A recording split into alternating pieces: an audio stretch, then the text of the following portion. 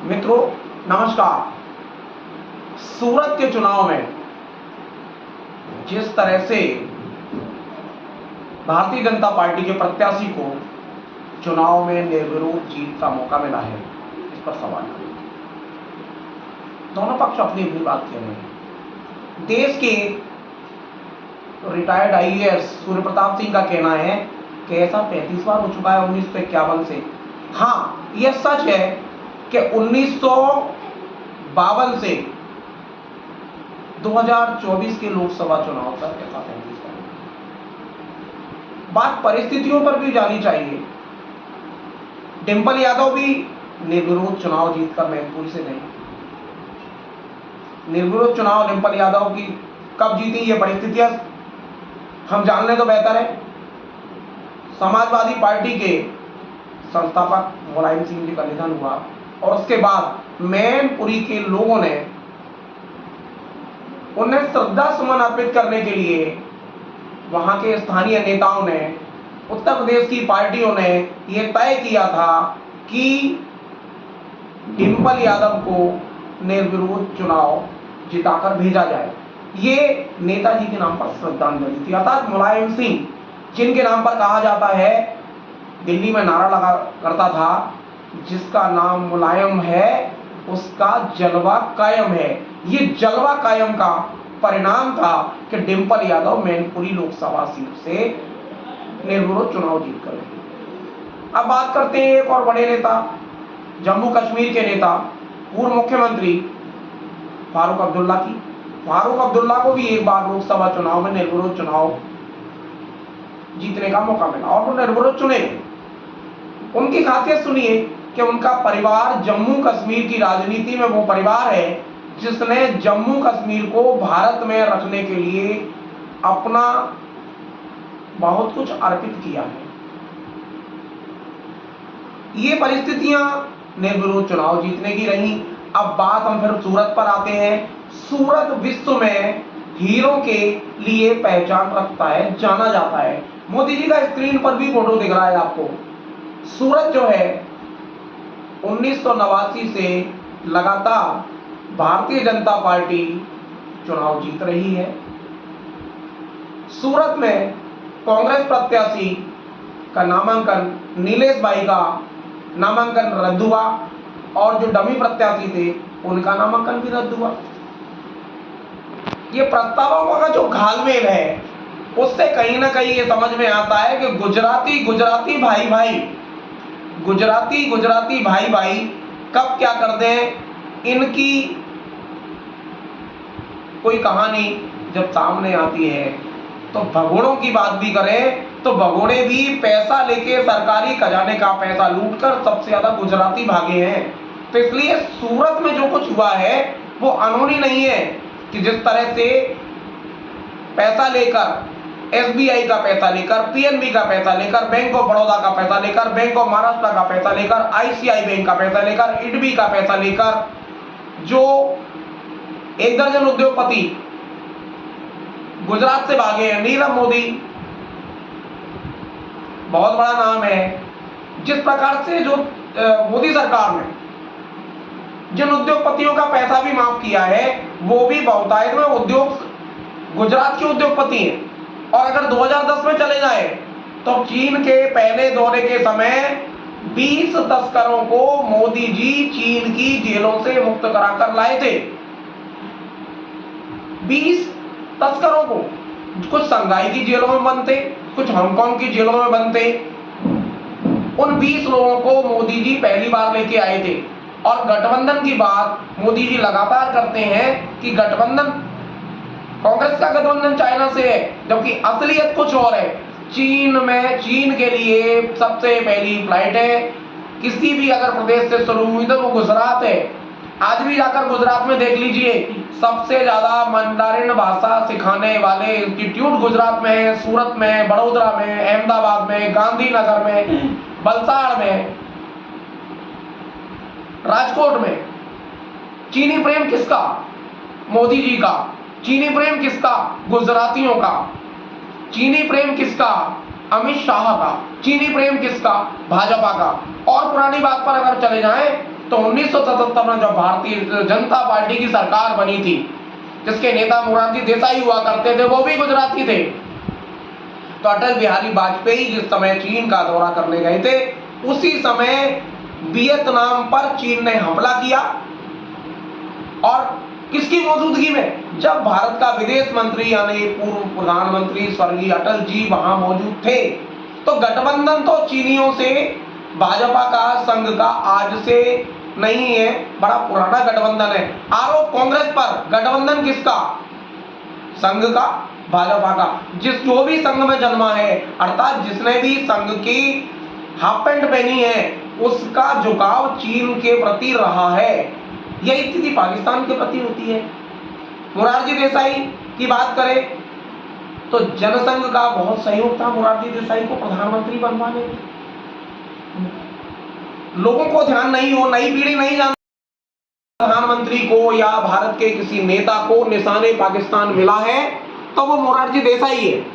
मोरारजी देसाई वो नेता है जिन्हें निशाने पाकिस्तान मिला। निशाने पाकिस्तान का वही दर्जा है जो भारतवर्ष में भारत रत्न का है। कांग्रेस पर आरोप लगते हैं, इंदिरा जी कभी पाकिस्तान नहीं गई, नेहरू जी कभी पाकिस्तान नहीं गए। केवल एकमात्र प्रधानमंत्री कांग्रेस के राजीव जी प्रधानमंत्री रहे, वह जरूर पाकिस्तान गए। मनमोहन सिंह जी यूपीए के प्रधानमंत्री रहे, 10 साल शासन किया, जिनका जन्म ही पाकिस्तान में हुआ, वो भी अपने जन्म स्थान पर पाकिस्तान में नहीं गए। ये भाजपा के लोग शोर कुछ मचाते हैं और असलियत कुछ है। अटल जी भी प्रधानमंत्री बने तो पाकिस्तान, लालकृष्ण आडवाणी पाकिस्तान, जिन्ना की मजार पर फूल। किसी भी भारतीय प्रधानमंत्री ने, कांग्रेस के प्रधानमंत्री ने कभी भी जिन्ना की समाधि पर पुष्पांजलि अर्पित नहीं की है। ये मैं नहीं कहता, ये समाचार पत्र बोलते हैं, ये इतिहास बोलता है। और मोदी जी, आडवाणी जी, मोदी जी बिरयानी खाने चले जाते हैं, नवाज शरीफ के बिना बुलाए उनकी माता जी को पश्मीना की शॉल भेंट करने जाते हैं। जाते अफगानिस्तान है, पाकिस्तान में उतर जाते हैं। तो प्रेम किसका? भाजपा या संघ से जो भी जन्मा है, राजनीति में जन्मा है, उसका प्रेम पाकिस्तान से है, उसका प्रेम चीन से है। अब बात फिर सूरत पर आते हैं। सूरत में कांग्रेस के 2 प्रत्याशी और डमी प्रत्याशियों का फॉर्म निष्कासन में है, उनका रद्द किया गया। उसके बाद बहुजन समाज पार्टी, जिस पर सील लगी हुई है कि वो बहुजन समाज पार्टी भारतीय जनता पार्टी की बी टीम है। ऐसी क्या परिस्थितियां निर्मित हो गई? अगर निर्विरोध सीट उत्तर प्रदेश से जीत कर आती, बिहार से जीत कर आती, मध्य प्रदेश से जीत कर आती, हरियाणा से जीत कर आते, तमिलनाडु से जीत कर आते, कर्नाटक से जीत कर आते, आंध्र प्रदेश से जीत के आते, पश्चिम बंगाल से जीत के आते, तो एक संदेश जाता कि मोदी जी का प्रभाव वास्तव में पड़ा है। वहां तो सीधी सीधी बात है, गुजराती मिल गए और निर्विरोध हो गए। किसी भी पार्टी के प्रत्याशी का फॉर्म इस तरह विड्रॉ नहीं होता। अगर मोदी जी देश में प्रभावशाली हैं और मोदी जी का देश में जलवा है, तो राजस्थान से किसी को निर्विरोध चुनवा लें, तमिलनाडु से चुनवा लें, दिल्ली से चुनवा लें, दिल्ली राजधानी है देश की, हरियाणा, मध्य प्रदेश में 2003 से सत्ता में काबिज है। पर ऐसा क्यों नहीं? क्यों शिवराज सिंह निर्विरोध नहीं चुने जा सकते? सूरत ही क्यों चुना गया? सूरत इसलिए चुना गया कि लोगों को 2002 के दंगों की याद दिलाई गई है कि हम कैसे सत्ता छीन सकते हैं। अब हम ग्वालियर की बात करें। 25 अप्रैल को ग्वालियर प्रधानमंत्री मोदी जी का आने का कार्यक्रम तय हो गया है और मोदी जी यहां रोड शो करेंगे। ग्वालियर की कहानी यह है कि प्रत्याशी जितने मैदान में है, 2 का डीएनए कांग्रेसी है। एक कांग्रेस की तरफ से चुनाव लड़ रहे हैं प्रवीण पाठक, दूसरे कांग्रेस से आए थे प्रत्याशी हैं बसपा के कल्याण सिंह कंसाना, दोनों कांग्रेसी हैं। तीसरे भारत सिंह, और इनकी कहानी सीधी सीधी सुनी जाए तो 10 साल बेमिसाल का पोस्टर जारी किया था इन्होंने एक, और 10 साल में इन्होंने ग्रामीण में ऐसा कोई काम नहीं किया कि जिसकी दम पर जनता तीसरी बार चुनाव में जिता दे। कांग्रेस के प्रत्याशी साहब सिंह से चुनाव में हार गए। प्रवीण पाठक जो कहते नहीं आ रहे हैं कि भाई चुनाव, मैं ग्वालियर का बेटा हूं, तो ग्वालियर का बेटा अगर चुनाव हार जाए विधानसभा का, तो इससे शर्मनाक बेटे के लिए बात क्या हो सकती है। कल्याण सिंह कंसाना की बात करना ही यहां कोई मतलब ही नहीं निकलता। जो आयातित प्रत्याशी है कंसाना, तो केवल इसलिए चुनाव लड़े हैं कि अगले ग्वालियर ग्रामीण के विधानसभा के चुनाव में साहब सिंह के एमएलए रहते हुए चुनाव में टिकट नहीं मिलेगा। अब टिकट नहीं मिलेगा तो कल्याण सिंह कंसाना की राजनीति चलेगी कैसे।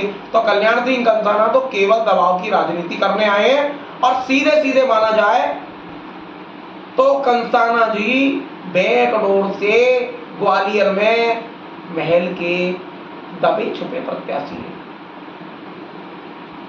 अब ये किसको नुकसान पहुंचाएंगे, इनके साथ वोट बैंक कौन सा जुड़ेगा, ये कहानी अलग है। ग्वालियर में ये कहा जा रहा था कि भारत सिंह तो मजबूत प्रत्याशी हैं, नरेंद्र सिंह जी की दम पर विधानसभा अध्यक्ष होते भी नरेंद्र सिंह जी जगह जगह कार्यक्रम कर रहे हैं ग्वालियर में। फिर मोदी जी की क्या आवश्यकता पड़ गई। तो सारी बात यहां आती है कि प्रत्याशी ग्वालियर में तीनों हैं, जनता की मजबूरी है, चुनना एक को पड़ेगा।